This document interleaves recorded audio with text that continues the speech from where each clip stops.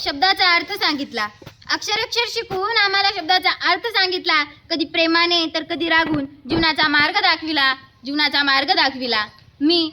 आपण ठरवलं आहे की खाल्ल्यापेक्षा त्यापैकी पचलं किती हे महत्त्वाचं आहे. तर मी प्रतिक्रिया व्यक्त करण्यासाठी सादर आमंत्रित करते कल्याणीला.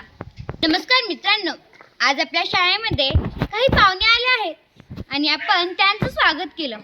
त्यापैकी कांडेकर सर हे आपल्याशी बोलले आणि ते बोलत असताना आपलं भरपूर कौतुकही केलं.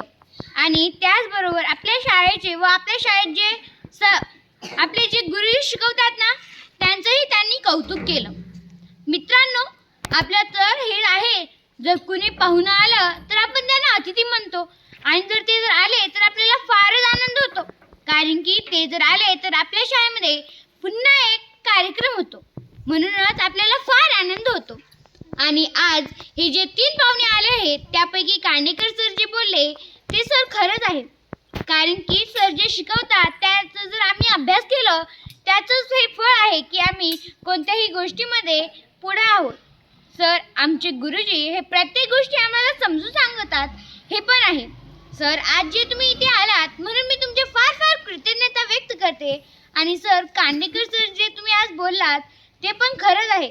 जर आम्ही मन लावून अभ्यास जर केलं किंवा प्रत्येक गोष्टीकडे जर लक्ष जर दिलं तर आम्ही नक्कीच यशस्वी होऊ, हे खरंच आहे. म्हणून सर तुम्ही आज आलात आणि आम्हाला मार्गदर्शन केलं, त्यामुळे मी तुमचे फार फार आभार व्यक्त करते, कृतज्ञता व्यक्त करते. धन्यवाद.